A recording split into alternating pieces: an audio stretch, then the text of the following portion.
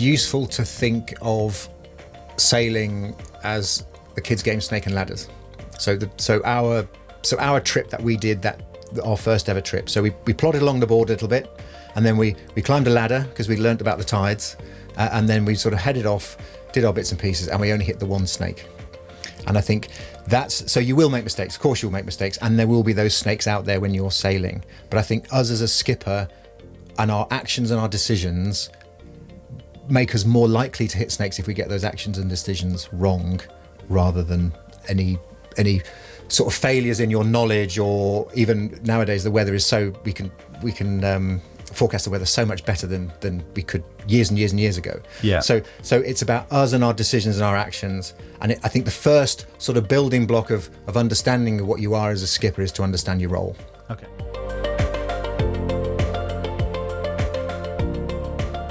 Hi guys, and welcome to the Sailing Podcast with me, Theo Stocker. Today I am with former yacht master, instructor and examiner and Royal Marines, Justin Morton. Justin, hello. Hello. Thank you very much for having us aboard, because we are aboard your boat today. We are, yes. Can you tell us what the boat is and where we are? So the boat's a Nelson 42 from 1978. So I like to think of her as it's a 1978 Rolls Royce. Because it's a phenomenal boat, and we're on my mooring, which is 3/4 the way up the River Dart. Yeah, absolutely beautiful spot. I mean, tide's just going out now and the mud flats are being exposed, but we're surrounded by the woods, and we've got the Kingswear steam train going up and down behind us, and we're out of the noise and the hubbub of the town. But it's a stunning location to have a mooring. Did you ever leave the mooring? I think we were saying, weren't we, that that's the struggle, isn't it? Because this is the kind of place that you want to try and find when you go travelling. So we do go travelling, but actually this is great for the summer when it's really busy. We can just come up here and we can sit and just enjoy. You don't have to go anywhere. You don't need to go anywhere. Your little slice of paradise. That's right. And when it calms down a bit and goes a bit quieter, then we can go out and because the boat is the way it is, the fact we can sit inside when it's cold and rainy and everything else, we can extend our season to the side. So. And slightly controversially, we are on board a motorboat today, aren't we? Indeed, yeah. So just talk to me a little bit about how you ended up on a motorboat as a sailing instructor. Well, I think the first thing is, because it is a motorboat, and I did a lot of sailing instruction and still teach. It's different from work. So there's a difference from what I normally do to this, which means it's not a busman's holiday. It is a very different thing. And we wanted a boat that had, in our case, we've got a cabin at the front, cabin at the back, two sets of heads. So when our adult friends come on, we're not all tied together. And if you go for a bigger boat, they're more expensive, a sailing boat, whereas a power boat, you get a lot more for your length in terms of volume. And this isn't a particularly high volume boat. It's a very low volume boat. And about as most people will say, it's the motorboat that most sailors can accept. Yes, yeah. There's a displacement hull, semi-displacement. So semi-displacement hull. And I think the difference, so for us, so normally you would motor at 5-6 knots. We can do 8 knots is our low speed, or we do about 14 or 15 knots, which isn't fast by motorboat standards, but we get to places 3 times quicker. And when you're busy and you can only have a couple of days away or a couple of weeks away, the fact that you're going to end up probably motoring most of the time anyway, if you really want to go places, then for me, motoring on a thing that was designed to motor just makes it a little bit easier. And so all of those things combine, and what have we lost? We've lost the sails. But I think what I gain once you sort of get over the fact that there are 2 magic boxes down below that you really don't know what you don't quite understand, as you get to learn about them and understand them and everything, it gets better. But also you start to enjoy, in the sense that when they're warm, it's like 40 degrees down below. When their engines are turned off, and there's a lovely sort of warm smell, which kind of competes with when I think about the sailing.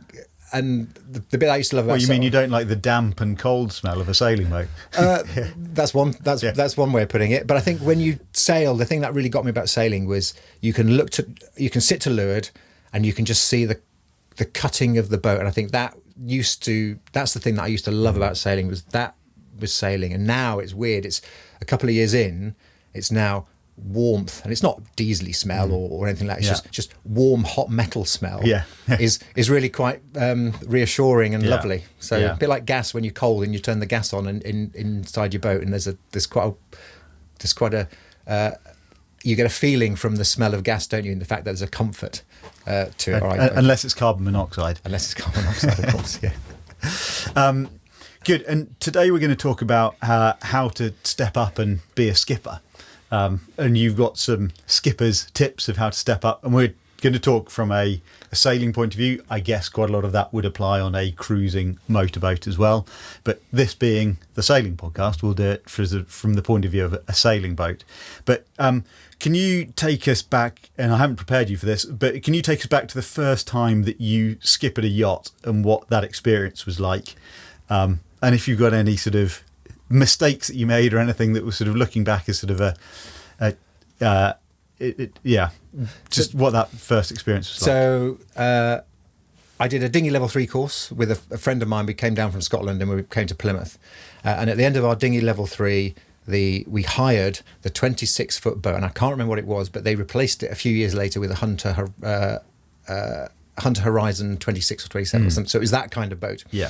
And the guy who took us on our course who rented it to us, he said, right, he knew we could map read because we were in the Marines, and he said, right, here's a chart, stay in the white, avoid the green, and the yellow's the land.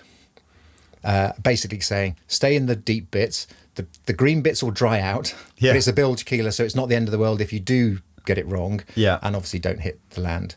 And it was quite windy that week, and we went from Plymouth, sort of opposite Drake's Island, which is where we were, out to Corsand, and then we went up the river a little bit. We worked out that tides went 6 hours one way and then 6 hours the other, so if we were planning on going up the river, we might as well go with the tide.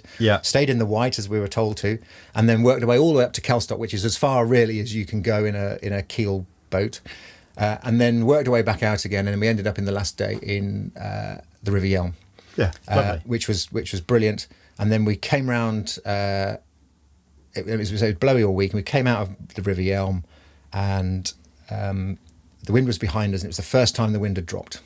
We thought, brilliant, we'll get the spinnaker up, because that's what we've been learning on our level 3 course. So we popped the spinnaker, and it was carnage, and we were broaching, and the boat was rocking sort of on its ear, side to side. So we sort of had a panic and managed to get it down, and we landed back inside. And all that was... so we had a great week. And what did we know? Pretty much nothing, other than we could sail a boat. And it was amazing. Amazing. And I still remember it today. We were in the pub every night, having a few beers, and we were on big adventures, and it was just brilliant trip. Fantastic. So in terms of, for other people stepping up, I mean, jumping on a boat after you've done a dinghy course might feel a bit like getting in at the deep end, but what is it that makes a good skipper? If you're going skippering, you're taking your partner, your wife, your husband, your family with you, or just friends, what is it that's going to ensure that you become a skipper who other people want to come sailing with? So I think it's useful to think of sailing as the kids' game Snake and Ladders. So our trip that we did, our first ever trip, so we plodded along the board a little bit, and then we climbed a ladder because we learnt about the tides, and then we sort of headed off, did our bits and pieces, and we only hit the one snake. And I think so you will make mistakes, of course you'll make mistakes, and there will be those snakes out there when you're sailing, but I think us as a skipper and our actions and our decisions make us more likely to hit snakes if we get those actions and decisions wrong, rather than any sort of failures in your knowledge. Or even nowadays the weather is so we can forecast the weather so much better than we could years and years and years ago. So it's about us and our decisions and our actions, and I think the first sort of building block of understanding of what you are as a skipper is to understand your role. So what is your role on a boat? And I think there's two ends to the scale. So the first end of the scale is you're a facilitator. That is you've designed the trip, you're going on the trip, you're the only person who can sail on the boat. Everything that everybody does on that boat, you have got to, first of all, ask them to do it and explain it in a way that they can do it, and then watch them do it and think ahead in case they go and do something, because you can go and sort of cause yourself some distress by doing the wrong things on boats, and you think inadvertently jibing and all that sort of stuff. So you've got to think all that through, and that's incredibly taxing. So yeah, I mean, even as you just described that, the concept that sort of blows out of the water, the idea that a skipper is somebody who takes command of a vessel, because you haven't even mentioned the boat. You're talking about the people and what they're doing and where they want to go, and there's this whole sort of universe of sort of stuff to be aware of that has nothing to do with the boat almost. Yeah, and you finish your day skipper course in quite a vulnerable position, in the sense that you will be a skipper, and you will say at the end of your day skipper course, you'll say, right, do this, do that, and everybody who's done the same thing all week will go away and do it. And then you then get on your own boat with your own friends and everybody else, and then you say the same thing, and they all look at you as if you've got two heads and think, what on earth was that? What was that? A warp? What's a warp? And then you have to realise how little people know, and then you've got to compensate for that. So that's one side of it. The other side is the really nice side to be on, nice end to be on, which is kind of you're the sort of the first among equals, where everybody on the boat knows what they're doing, or is experienced enough to know what you're asking them to do. You know, you've got to make a few decisions, of course, and someone has to be in charge, because that's kind of what you need. But it's all very collaborative, and you can relax, and you can go down below, and you know that everything's going to be fine. Yeah. So, and that's the nice end to be at. So So the point of knowing where you are is that you don't run out of steam. And if you run out of steam, what's going to happen? And I think that it really sticks in my mind. So Sam's my wife, and we were in Salcombe. It was late in the sort of middle evening. It was just getting dark, and this big boat, I don't know what it was, but it was a big 40+ foot boat, came in, and you could hear them from a distance away. And the dad was shouting, and I'm going to assume it was dad, mum, two teenage kids. And the boat came alongside. You needed to get it right, but it wasn't difficult. And he was shouting at them. They couldn't get anything right. The ropes weren't right. They put it on the wrong cleat and everything else. And there was just sort of a resigned melancholy to them all. And you think, everything that they're doing there goes against everything they really want that sailing trip to be. Yeah, because he wants them to enjoy it, so they can do it again next year. Exactly. So it's their holiday. They want to have fun as well.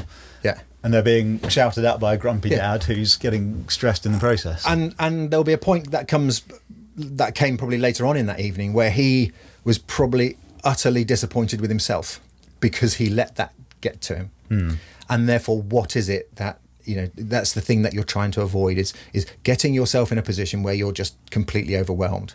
And bearing in mind that he's doing that at the end of the day. He's probably it was late in the evening, so it's a late arrival. Yeah. So he's had a long old busy day, and therefore feels slightly justified in doing what he did. Yeah. And ruining the let's assume he was ruining his holiday. Just to say, gender stereotypes aside, we try and steer clear of gender stereotypes, but that was a specific example that you saw of somebody coming in. Indeed. And it is probably something that quite a few of us have either been ourselves or have seen other people doing coming into harbour. It can, of course, the genders can be the other way round. And I can give you another example of that I saw down in Darthaven, in the marina down here, where it was a female doing it. But absolutely. But I think the key warning. So what's the key warning signs to recognise there? And the first one is, if at any point on that boat you ever feel underappreciated for the amount of effort you're putting in, you are getting close to being unguarded, shall we say. Yeah. And also, if you don't think the crew are being grateful enough as well. And that's a very different feeling from tangible danger. So if you're in tangible danger and you feel you need to raise your voice, all of those feelings we've just been describing don't even make the scale. So if you're in tangible danger, that's very different. But also, as we get older, we generally, if you're in a boat, you're generally reasonably successful and you're quite good at stuff.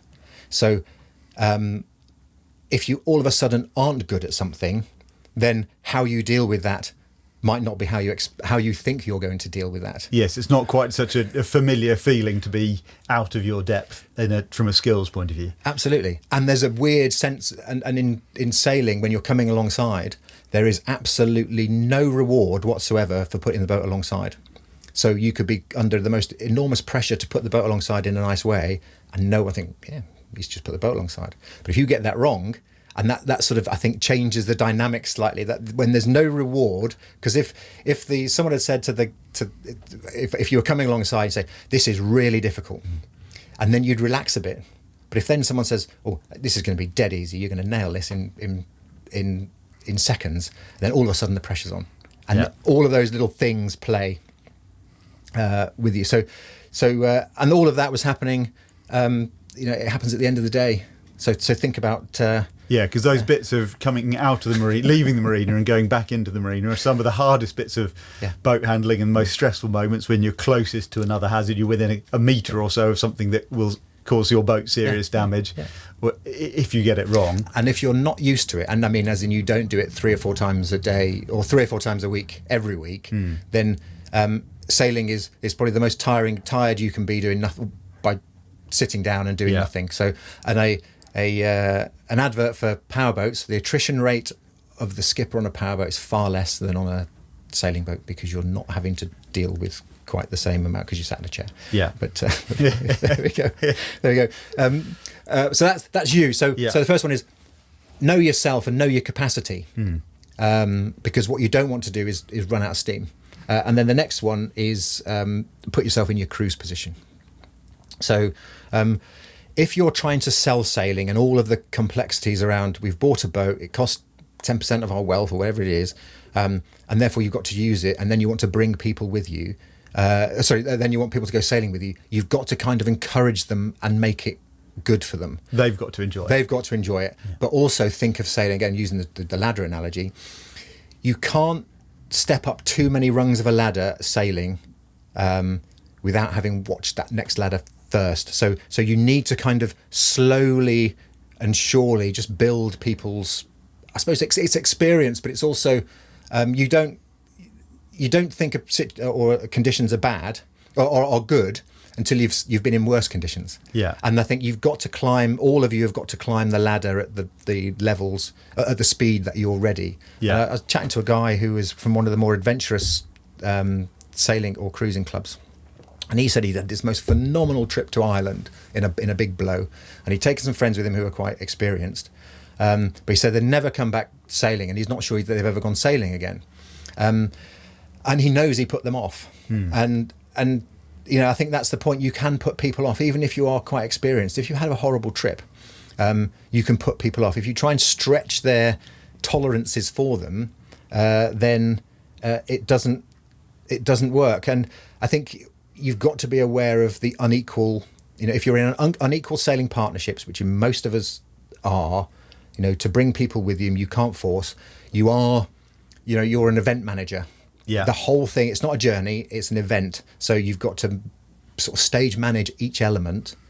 And also you are captain of morale. So the second everyone starts to look miserable or even start hesitating, you've got to pick up on that and go, right, well, what can we do to change? So when you're planning your trips, make sure that you are, you've got enough sort of branches that you can then head off and say, well, actually, we were going to go and do this. It doesn't seem like it's going to go down well. What else? What else can we do? So it's like if you're going walking or hill climbing or something, you've got to go at the pace of the slowest person in the group, don't you? So and it's not necessarily an escape route or that, but it's a case of, well, what could we do instead? And a friend of mine, his best trips he's done have been, he hasn't left the river once. He sort of tied up to a buoy probably about 9 down from where he is, or he went round the corner and spent the night up there. And so it was, what can we do? What can we do now that's going to be fun? It's going to be this. And you have to sort of clip your own wings to do that. But don't fall in the trap of saying the pain and grief will be worth it for when we get there, because it doesn't work like that. And another friend of mine, when he sees an 8-metre catamaran, he breaks into a sweat. And that's because every school holiday, his parents took him and his sister across the channel, regardless of weather or time of day. And if it was too rough, they got sent down below, and then they spent their time below throwing up in the dark, not really understanding anything about where they were, and then they'd pop up in the Channel Islands and they'd spend a few weeks. And on paper, or if you describe that, or what did you do on your holidays? We went sailing to the Channel Islands for a couple of weeks this summer. You think, what a phenomenal time. And here he is 30 odd years later, breaking into a sweat still. PTSD. and yeah, I did think about describing it at that, but it is. He's got PTSD because of that. So be very careful about, and so we're laughing, aren't we? But can you give us any encouragement as to how, as a skipper, do you actually choose something that isn't going to put, like, do you just have to completely sort of curtail your cruising ambitions, or as a way of sort of mitigating that, or no, how do you get to the point where you can sail across the channel without you can but you climb each rung at a time. So over a number of seasons, or if it's, I suppose the problem we have with sailing is that an easy trip today, so we could go across the channel, maybe not today, but if it was flat calm, we could go across the channel and have no issues whatsoever. Or we could do it when there's horrible seas and it will be just horrific. And I think what you've got to do, we'll talk about the sort of weather later on, but you've got to just design a trip that keeps everybody within their zone of tolerance, but also gives everybody what they need. It's not necessarily a journey and a means of transport. It's an event that you need to plan. So from start to finish. From start to finish. Yeah. And yeah, you can over-engineer it and you can overthink it and everything else, but you just need to have a couple of options, or even just the simple. I can't think of the word, but just simply say, you know what, I'm not going to do what I said I was going to do. We're going to do something else instead, and not feel disappointed about it. Yeah. And I think that's the skipper, actually, a successful cruise is not that you got to where you wanted to go, but that you've got to the end of the week and the people that you've gone with have enjoyed themselves and they want to come back. Yeah. And so that's the thing. So you're considering others ahead of your own sailing ambitions. Yes. Yeah. For as long as, and I think there's different dynamics, so isn't it? If you're trying to sell it to your family, this is a fabulous thing for you to go and do, you've got to work within what they're doing. And there's another bit as well. But if you're a cruising couple or an older retired cruising couple, then that's a completely different dynamic. Because the tolerances are all different. You've done it for a long time. You're going to need to do some acclimatization, but other than that, it's going to be fine. But you should also think, what's it like for your significant other? So you're planning this lovely trip, which is great, which you think, oh, am I going to be able to pull this off? Probably it's going to be fine. But then your significant other or the next person on the boat is also thinking, well, if anything happens to you, I'm going to have to pull this off. And that takes the gloss off the trip for some people. Yeah. And Sam, my wife, always says, when we'd sail with friends who are experienced, she says, I can always relax more when there's other people on the boat, because I know it's not me who's going to have to park this back in Dartmouth. Yeah. If anything happens to me. Yeah. So think about what they've got to do. So again, it's back to that. Know yourself, know your crew, know what you can get away with, I suppose. And partly that will be their level of experience, and over time you can help, if it's your spouse or somebody you sail with regularly, you can help facilitate them building up their level of skill. But then it's also planning a cruise or a trip that they might have planned by themselves were you not on board, potentially, so that they could maybe stretching them a tiny bit, but that you're planning to their abilities as much as your own. And I think it's that, are you comfortable with what we've got planned? Here's what I'm thinking. Here's why I'm thinking it. Share those details. Share the details. Don't keep it all to yourself. Here's what we're going to do. Here's why I've made the decisions that we're going to do. Decisions I've made. Are you happy with that? Yeah. And partners want to support their other halves, don't they? So people will want to do it, but just beware that sometimes when they say yes, you got to make sure that their eyes and their face says yes as well as their voice. And we're being very negative here, but this is sort of the extreme end of this is to try and highlight the points. And highlight the pitfalls as well. And how to avoid the pitfalls. And I think what you've got to understand is fear is not related to danger at all. So, as an example, the closest I've ever been, I think, to utter catastrophe at sea, we were sailing back from Halifax, Nova Scotia, back to Plymouth. I was a crew on a boat, and we were in a force 9 gale in the daytime, surfing down the waves. There was dolphins coming out sideways. It was that we were sort of pointing down that much, and we'd taken the anchor off because we didn't need it. So that was tucked away. So the bow roller was empty, and as we were hitting the bottom of the trough, then the water was getting between the bow roller and the bow and making the bow roller spin. And we did that about sort of 5 or 6 times, which we like 3 or 4 foot sprays of water coming out the bow roller with a big wee noise. And not knowing any different, we thought, this is great. And then up popped the skipper with big eyes, said, what's that noise? What's going on? I said, oh, we're dipping into the trough at the bottom. And he went, right, all the sails down. So we then took all the sails down. And we didn't realise, of course, that what was happening was the boat was surfing so quickly down the bottom, the waves, that it was hitting the bottom, didn't have enough buoyancy to lift. And all of those times it did that, we weren't, potentially could have pitch poled. Right. And because we didn't know, and we just thought it was a really interesting thing that this big rooster tail of water was coming out, no fear whatsoever. But contrast that with a trip across the channel, so in the dark, in the fog, which was a big theme one year. So in the dark, in the fog, 3 o'clock in the morning, heading for Plymouth, and then so really close to Plymouth, and then out of the gloom came 2 lights. So a vessel over 50 metres has a white steaming light at the front and a white steaming light at the back, and it was in that angle as to you. Yeah, you never want to see them one above the other. And a little red port navigation light, so I was off to one side. And my whole entire stomach, my insides just shriveled because there was nothing I could do. And they looked like a loom as well. And I thought, this isn't good. And I sort of shriveled up inside. And then just as I thought, what am I going to do? Because I was right under the bow, the port light sort of carried on along the land, and it was a motorbike. and these lights had conspired just to come into view in that configuration out of nowhere. And I can still to this day, so many years later, I can still imagine the feeling and remember the feeling, and I was in absolutely no danger whatsoever. So it's so danger and but the thought of having a ship about to run me over, and I had a physical reaction to it. My entire body shriveled, thinking, "What? This is just horrific." And I was tired and everything, but so all of those feelings. So you cannot. So even if it is safe, if somebody on board is feeling vulnerable or fearful, then it's real for them, and hence that. So and it sounds as if, doesn't it, that God, you can't go anywhere. But you can. You just need to work within. People do, and it's easy. And think about what I did my very first trip.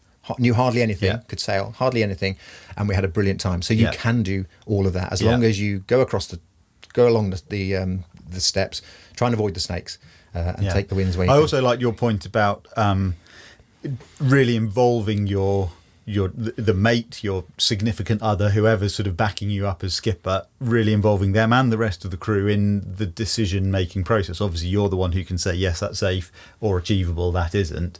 But sort of giving them some options, running the ideas past them and seeing what other people feel happy with. Because presumably if they've then made an active choice to say, yes, I'd like to go there, but that feels a bit much for me, then they've been involved and they have a bit more agency, they're a bit more involved, and they've got a little bit of ownership over what you're doing as a boat that sort of takes them along with you as the skipper.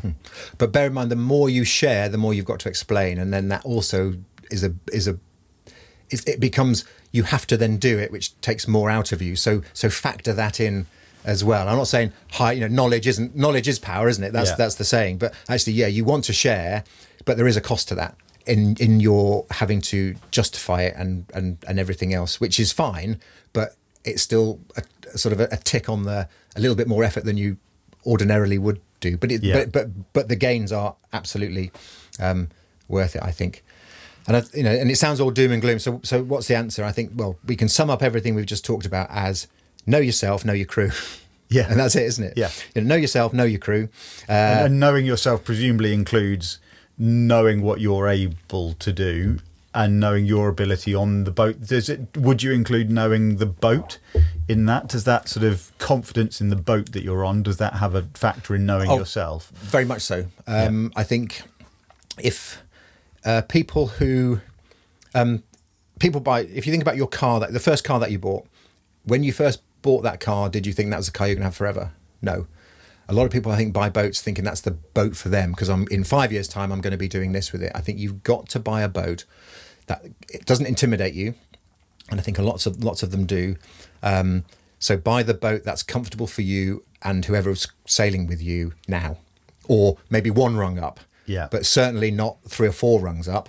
And people can help you with what that actually means in terms of what the boat is. But you want to be comfortable. You don't want to be scared by it. You want to be able to think, with a bit of learning and a bit of experience, I could throw this round and be happy to put it in anywhere. Yeah, and that is a good place, to start. Yeah, cool. So, I think we also need to be aware of we recognise skill phase. So it doesn't matter how accomplished you are in your sailing, if you don't do it, you do get rusty. Yeah, and that's the same for your family as well. And I think if anyone's familiar with skiing, then what happens when you go skiing is you all go skiing, you all get some lessons, and then as the week goes on, you sort of go up the slightly more challenging slopes, and you get harder and harder. And the idea is you want to try and get to a slightly harder slope than the beginner's slopes that you're on to start with. Yeah. And that makes complete sense. But the next time you go skiing, do you go straight for those harder slopes? And the answer is you don't. You go for the easier slopes. And then you consolidate your skills and away you go. And I think sailing's exactly the same as that. The problem we have with sailing, of course, is what can be a really easy trip one day can be horrifically dangerous the next because the wind and the tide conspire against us. So you have to sort of work with the weather. And I think if you're, again, a cruising couple who's got plenty of time, you can absolutely work with the weather. The pressure, though, is on the people who you got 2 weeks holiday. How do we make the most out of our 2 weeks holiday? Yeah. And the answer is, if you can't, if you're saying I'm going to turn up on this day, you've got to let the weather decide.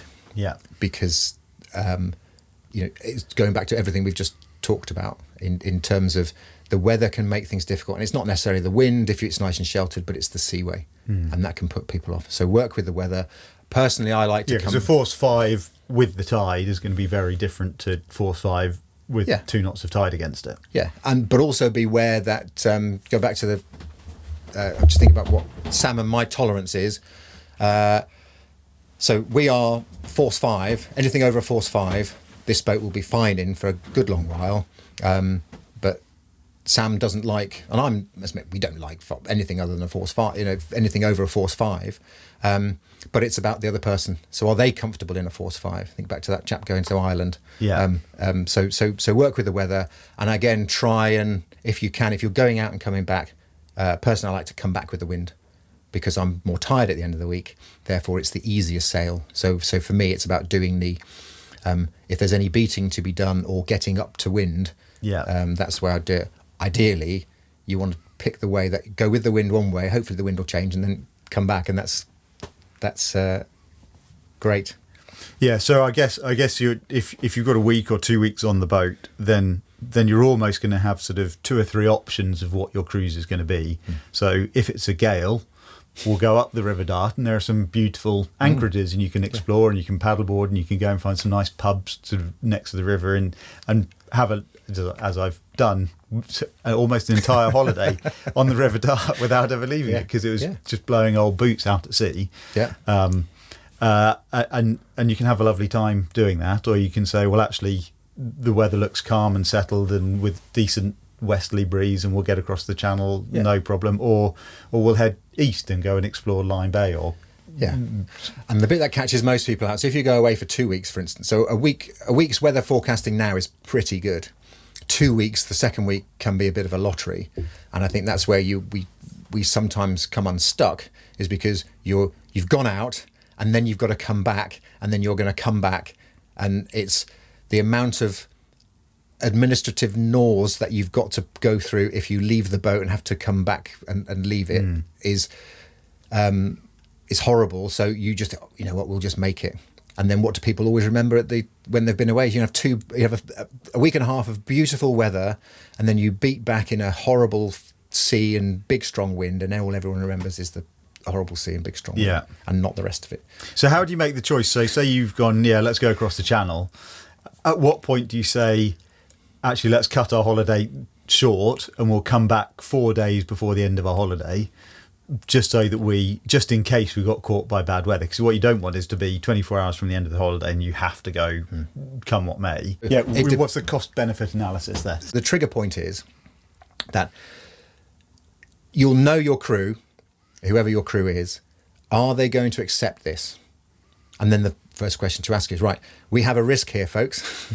So we can either cut the holiday short now, and go back because we're not sure about these last couple of days and the weather's not looking good. And you can, the next day is always more, or is better forecast every day. So you should be looking out all the way towards the end of your holiday every day you're out, if you have to come back.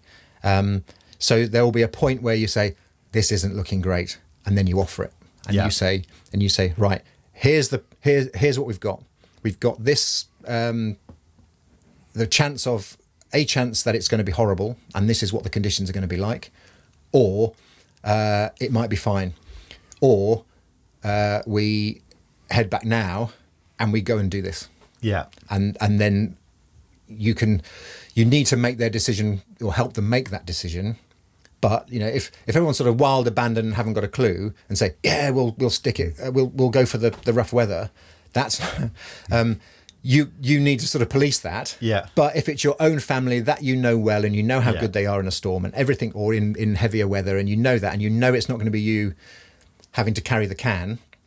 And the number of times I've crossed the channel with a crew who've all given up and gone down below, and you just stood there clipped on at the binnacle, and you're just steering the boat, think, another day, another trip across the channel by myself. If that's you and you've got to do that, and think about, are you capable of doing that? And away and make that decision. But it's not an easy decision to make. No. And I would recommend with early in your sailing career, be conservative. And then.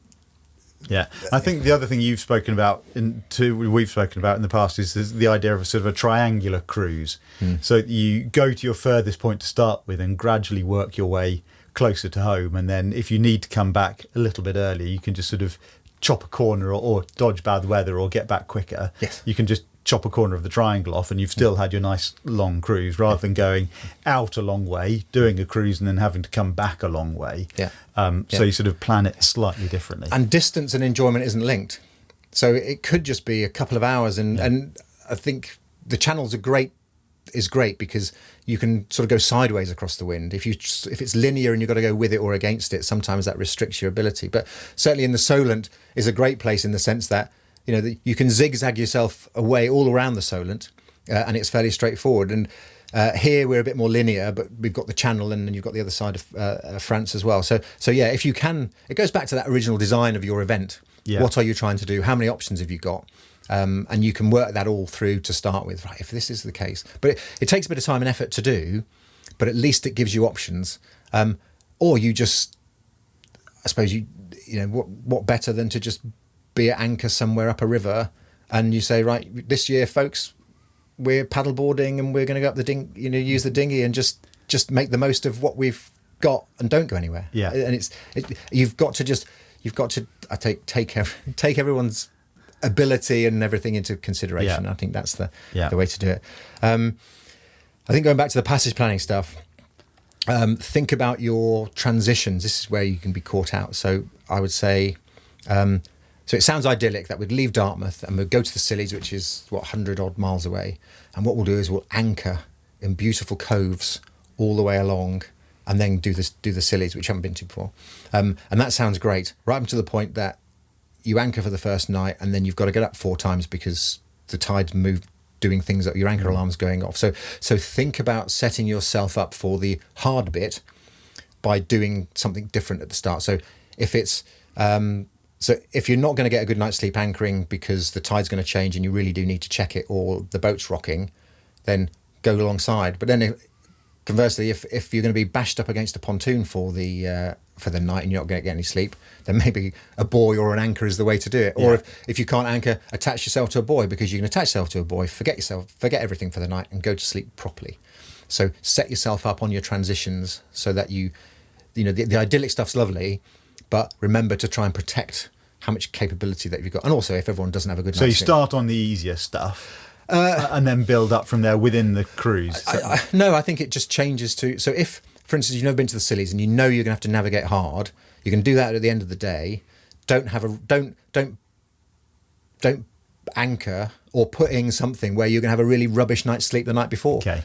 Have a good night's sleep. Try and find somewhere to have a good night's sleep. And also try and leave in good order. So when we've all done it, where we haven't quite got everything ready and you leave with the dishes not done and half the stuff's still out and no one's packed anything away, and you sort of head off anyway because you know you've got a tidal gate to meet, and then you kind of never quite recover from that, and you end up having a more stressful cruise. And again, it's about reduce your stress, try and make it easy for yourself, set yourself up for success, and don't see yourself off as part of your planning if you can.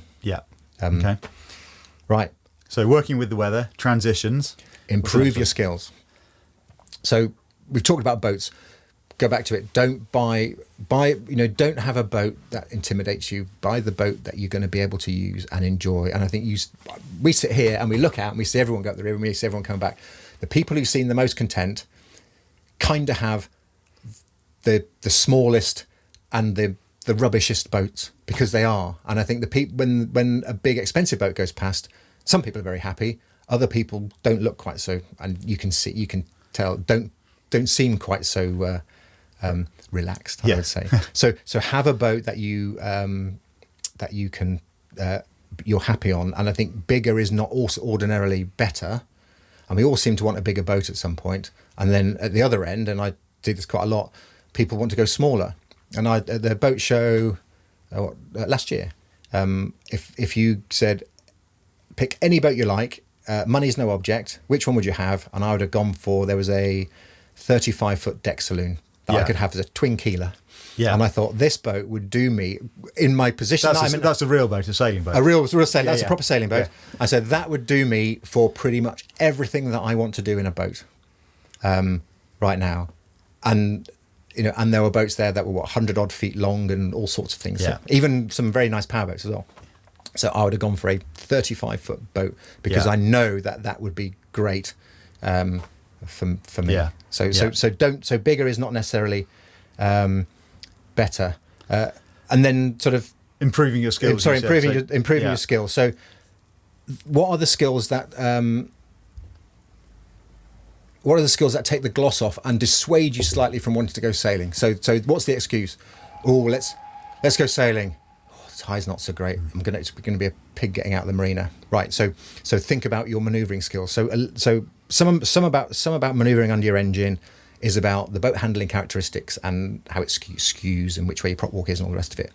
Most of it is about your ability to identify what the wind and tide will do to you once you let your ropes go. Unfortunately, you don't need to go out and practice that in your boat. You can do that all the time. So when you're looking over the side in your marina or a pontoon or even from a mooring, go, if I let everything go, what would happen to the boat? Yeah. And how would I now rectify that?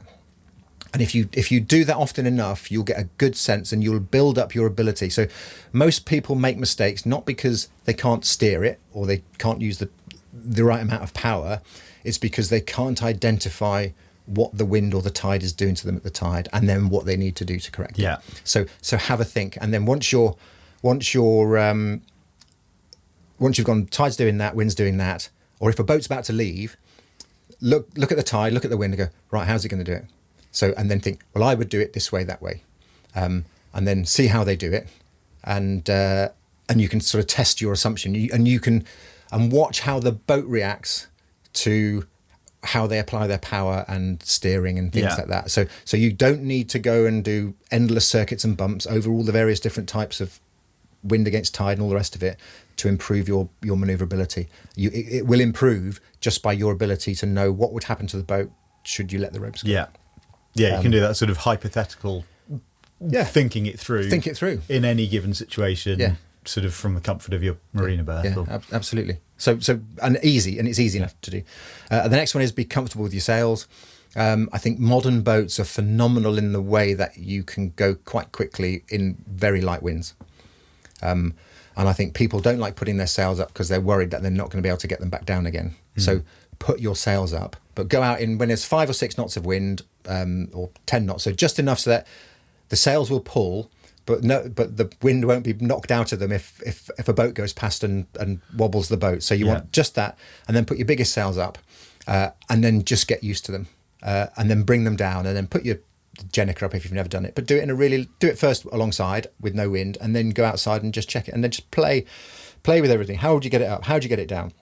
And if there's no wind or very little wind, there isn't many rigs, unless you go in an enormous boat, that you can't sort of manhandle everything anyway if you get it wrong. So just give yourself that ability to, or build up that comfort of these great big white things up there, which, yes, they are powerful, and yes, it can be dangerous, but if you work at it when it's light winds and all within your comfort zone, then it's all makes it a lot more straightforward. And also think about manoeuvrability with your sails. So one of the going back to the whole sort of acclimatization thing, good thing to do when you head out first thing in the start of the year, go and do some triangles in wherever you are. So do a beat, do a reach, do a actually physically jibe, and do a run.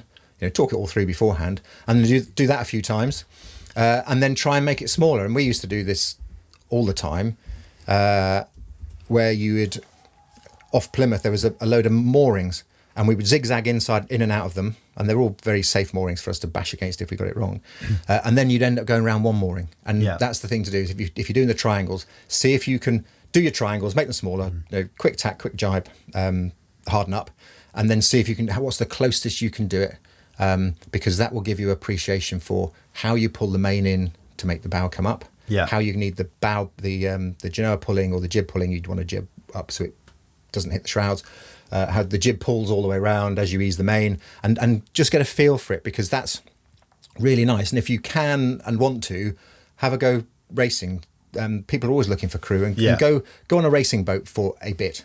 You won't get a very good job to start with, but at least you'll understand the mechanics if you're not sure, and you'll get a real appreciation for how manoeuvrable a sailing boat really is. So that's the sailing. Be comfortable. And also, if it is one thing people don't seem to do ever anymore, is hove to. So if you are sailing and you think, I need a break, hove to. And I've just been recently reading books about people crossing the Atlantic. In the 1870s, in little small 19-foot boats, they heave to every night. Because they've got to steer all day. And there's a couple in a 19-foot boat, for whatever reason, or he was going to do it by himself. Wife decided to go along. She wasn't allowed to drive, so she did night watch, and then they hove to every night. And then he slightly anachronistic, not letting nonsense. But even in those, they're asking passing ships what the direction was. So going back to you don't need to know an awful lot to do quite a lot. You can and not know, because I don't think she could sail. I think that was the reason why. Anyway, I don't know, but you can. But people are crossing the Atlantic in the 1870s or so in 19-foot boats, having a horrible time, of course, and not knowing the direction. Asking passing ships. They were tougher direction. back then, weren't they? But you arguably not. But just get used to using your boat as a sailing boat, not a power boat with a stick. And then the final one really is have a good foundation in navigation. So the holy grail of navigation is we want all the electronics to make it as simple as it possibly can be, but without making us vulnerable. So what people need to do is understand that the box won't tell us everything, but also we need to have enough knowledge to know when it's not telling us the right things, and have the wherewithal to go, this isn't quite going to plan. And the only way really you'll do that is to understand navigation. So navigational books, go on courses, shore-based courses to learn how to navigate, to give you that basics. And a friend of mine said to me, he said, it's right for us, Justin. We know how to navigate. But the youngsters, he's a commercial skipper. and he said the youngsters come on and you take the plotter ecdis he's using, but you take ecdis away from them, and they haven't got a clue. Yeah, because I guess it's really easy, particularly with electronic navigation, to get sucked into following what's on the screen, rather than using that, as we used to use paper, as a tool to give us an awareness of where we are in the real world. And that's the sort of what you're after, isn't it? To orientate yourself in the real world and go, I know that danger's half a mile that way, and I've got clear water in front of me, and I need to go in this way to make it to my heart. It is that. And we've talked about when we did the pilotage one, say about how you can amalgamate what the screen's telling you with what the things, the techniques that you can use to the shore. But there's that side of it, but also, how do you know it's not telling? How do you know your voyage or your passage is going to plan by looking at the screen? So it's so easy. If you think about when we used to do our tides, old-fashioned tides, you used to draw a box around the day that the tide was that you were using for your secondary port calculations. How do you know you haven't chosen the wrong date? And then how do you? So can you use? Do you know how to interrogate your machine so that you know that the tide the tide date that you've planned your passage with is the right one? And I think there's a sense as well that you can kind of jump on your boat. You can say, press the screen, go to here, it draws a line, and away you go. And that works perfectly well in lots of places. It doesn't work so well when there's tide and there's tidal gates and there's weather windows and all that sort of stuff. So it's about getting the wherewithal to go, I can use that, I can depend on it, but I'm also aware that how it, I'm pretty sure I know it's when it's not telling me quite the truth. And there's the whole thing about making sure you don't have a single source. There should be no single source. So that's part of... you've got resilience and redundancy. Exactly. And how you're navigating. Yeah, exactly. Yeah. And then if you are fresh and brand new to sailing, and talking purely sailing here, I think the thing you must do is go on a dinghy course. And if you can't get in a dinghy because of your mobility, then look at doing it in a keel boat. Yeah. And I think you'll learn more about sailing and how to sail in a week, the 40 hours that it takes you to do the basic level sailing course, than it will in 6 months on a yacht. Because the yacht is an awful place to learn how to sail, because they are so forgiving in the sense that they will teach you. The boat will still move, but it teaches you all the wrong lessons. Yeah. Whereas in a dinghy or in a keel boat, if your sails aren't set right, or your trim's wrong, or your balance is wrong, then you know pretty quickly. Yeah. And so and you haven't got the distractions of instruments, of engines, of crew management, all that kind of stuff. You're just there. You, the boat, the sails, the wind. Yeah. It gives you that sort of feeling, doesn't it? Yeah. And if you don't feel like you're on top of sailing and you've been sailing for a long time, just go on a dinghy course. Yeah. Just go and do it. Don't tell them you can sail. It doesn't. Don't tell them how long you've been sailing or anything. Just go on a course, and you'll learn so much, and you get such a different appreciation for the sails and everything else. But then going back to the navigation side, you can't learn to skipper. So there's 2 courses that you would do, is like a day skipper course, which is about training you to go to from familiar places, familiar environment in daylight hours. There isn't enough time on a practical course to learn all the navigation side. So go and do a shore-based course. They'll teach you all the navigational theory that you need to know, which gives you all of that good grounding. So I would definitely recommend going on a shore-based course, and then go on a day skipper a practical course. And I think even if you're a powerboater, don't just do a powerboat level 1 and 2, so the basic powerboat course, but then jump straight onto the day skipper side, because you learn so much on those. And I said last time on the podcast, I think I learned more in a week listening to someone give a course, because I was on the start of my apprenticeship, than I did in the 3 or so months that I'd been shadowing another guy who wasn't teaching courses at the time. Yeah. Because it's so concentrated, there's so much, and you'll come off the back of your day skipper course, your practical course, so much a better skipper. And I would say that if you're a couple, then do the shore-based course together, so that you can help each other with the massive amount of homework that you get. Yeah. And someone to commiserate with how many hours it's taking you. But if you're on a practical course, try and do different courses for 2 reasons. First reason is you'll learn different stuff from different instructors. So there's a sort of a doubling of the knowledge there. But also, if one of you is the dominant one, and there will be, and the day skipper course is also a competent crew course and a day skipper course, it's very easy for the non-dominant person to go, well, I'll not put myself under pressure and do that.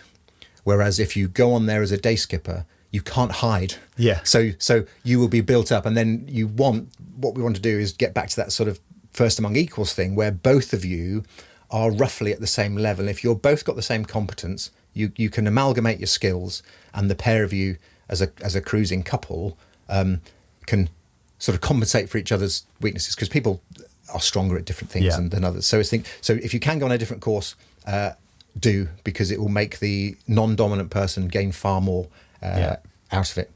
And then if you've got a boat, then at that point, go sailing, subject to everything we've just talked about. Hopefully that doesn't put anybody off. But I think the perfect way to increase your skills is do flotilla holidays. I don't know who's sponsoring this, but do a flotilla holiday or a bareboat charter with an itinerary, because all of the event management, how are we going to enjoy ourselves in this week or so that we've got, is all done for you. And they're in the business of you enjoying yourself, so they will have got it absolutely cracked. And it's interesting to know, if you look at any of the sites at the moment, the one I just checked before this podcast, none of the sails, so the first sail was an hour and a half on the first day. They went to a different port every night, and no sail was longer than 3 hours. And I think that, to me, sums up. That's a really good recipe for a fun family recipe holiday. For a good holiday. And obviously the weather is more assured. This was in Croatia, I think I was looking, but the weather is more assured. The the boats won't break, and if it's a flotilla holiday, someone will come and fix it for you, so you don't have to get into all the intricacies of knowing exactly how your boat works before it causes you an issue, because someone will do that for you. So a really easy way to do it is that. And then if you want to go a little bit further afield, do bareboat charter. But the place you hire it from, ask them where they think a good route is, because they'll have seen this dozens of times, hundreds of times probably. So they'll give you a good route for the weather that you're at, so which takes away some of the pressure of you. And it's a really cost-effective way. So my boat costs me about £10,000 a year just to have here, and that's not the mooring, but on my fuel and everything else. And I think that's a motorboat, so you're spending a lot of money on. No, and I'd say that's so. Most of that isn't, but she's coded, so I've got to have. There's lots of my life jackets need to be serviced all the time, and all that sort of stuff. But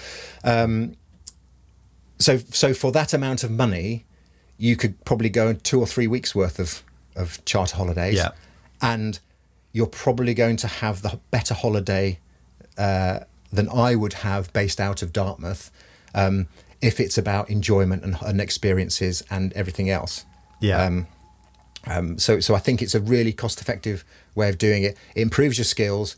You've got somebody there to rely on if you need it. So I think that's the sort of thing that I would recommend everybody doing if you, or buy a boat, but subject to everything we just talked about.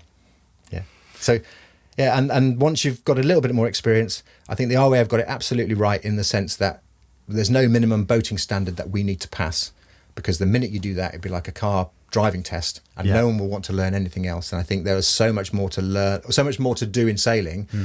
And the more flexible you can be, the more you know. So go back and do a coastal skipper course. And the idea is someone comes back on a coastal skipper course who has been day sailing, has some experience, because there will be experiences that everybody has that you can then combine and learn from. And then the instructor is kind of a facilitator of all of that knowledge, irons out the things that are utterly wrong, that you've learned badly, or the wrong lessons, and then put you on a nice track to get you up and up and up. And I think that, and being able to sort of step up the ladders makes it a really interesting sort of horizon to be able to go over. No, that's so helpful. I find it's.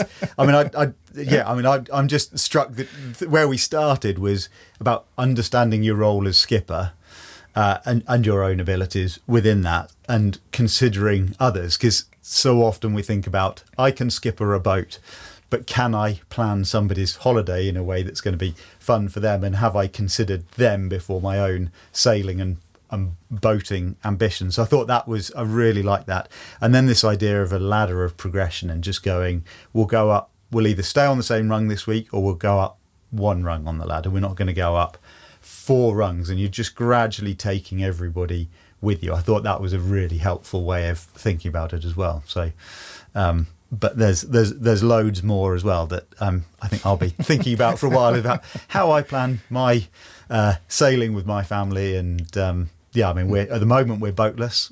We did have a boat, haven't got a boat at the moment. Talking about when we'd next get a boat and what the right moment for that is, and what we're trying to achieve, and obviously that's got to be a group decision, or at least me and my wife together, and something that we take the family with as well. That we've all got to move at the same speed and go, actually, yes, we will enjoy this as a family, and if we're doing it because I'll enjoy it and they won't, then there's no point doing it because I'll just put them off. So. Challenging and helpful, I think, and not as difficult as it. If you take all those points that we've just described and try and apply them all in one go, you might wrap yourself up in a few knots. So just think about them, and then have them in the back of your mind when you're planning the trip you were going to plan anyway, and just think, well, does it fit the things that we've just been talking about? Yeah. Don't try and spin it the other way and try and apply them over the top, because it just doesn't work. So it's not as onerous as perhaps we might have made it sound. I might have made it sound. Great. Well, I don't think so. No, I think sailing is fun and people enjoy it. So, take your family because they will like sailing. Just don't push them too hard too soon. Maybe. Cool. Well, Justin, thank you very much. That's been really enjoyable chatting, really challenging. And it's been lovely to be aboard your beautiful boat and this beautiful River Dart as well. So thank you very much. No, thanks for coming over. Good. Right, that's it, guys. I hope you've found that helpful as well, and that you've enjoyed listening to us nattering on. If you did, give us a thumbs up, give us a like, a share, all of that good stuff, and we will see you next time on the Sailing Podcast.